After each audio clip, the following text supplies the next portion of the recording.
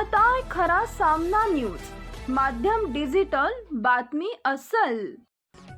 आषाढी वारी 2026च्या पार्श्वभूमीवर पालकमंत्री जयकुमार गोरे यांनी आज पंढरपूर येथील पत्रा शेड जवळील रिद्धी सिद्धी दर्शन रांग, वाळवंट मंदिर परिसर व भक्तिसागर या ठिकाणांची प्रत्यक्ष पाहणी केली।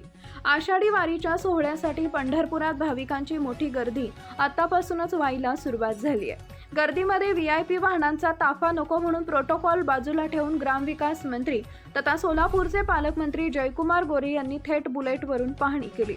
यावेळी दर्शन रांगेत उभ्या असलेल्या भाविकांशी पालकमंत्री गोरे यांनी संवाद साधला व प्रशासनाने उपलब्ध करून दिलेल्या सोयी सुविधांविषयी विचारपूस केली। दर्शन रांगेतील भाविकांनी प्रशासनाने केलेल्या व्यवस्थेबद्दल समाधान व्यक्त केले।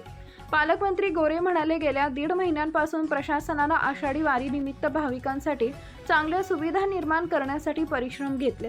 केलेल्या कामाबद्दल आपण समाधानी असून इथे येणाऱ्या वारकरी भाविकांचे उत्साहाने स्वागत करण्यासाठी प्रशासन सज्ज आहे। पालकमंत्र्यांनी दर्शन रांगेतील भाविकांसाठी उभारण्यात आलेल्या शौचालयाच्या व्यवस्थेची पाहणी केली। शौचालयाची स्वच्छता नियमित राखण्याबाबत त्यांनी मुख्याधिकारी रोकडे यांना निर्देश दिले। तसेच वाळवंट व भक्तिसागर परिसराची पाहणी करून या ठिकाणी स्वच्छतेला सर्वोच्च प्राधान्य असल्याचं सांगितले।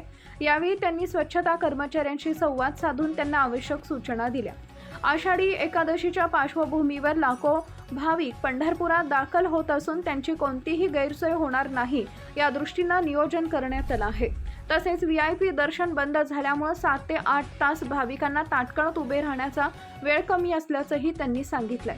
श्री विठ्ठल रुक्मिणी मंदिर समितीच्या वतीने दर्शन रांगेतील भाविकांसाठी मोफत अन्नदानाची सुविधा उपलब्ध करून देण्यात आलेली आहे। आज पालकमंत्री जयकुमार गोरे हे दर्शन रांगेची पाहणी करण्यासाठी आले असता त्यांनी स्वतः दर्शन रांगेतील भाविकांना तांदळाच्या खिचडीचे वाटप केले।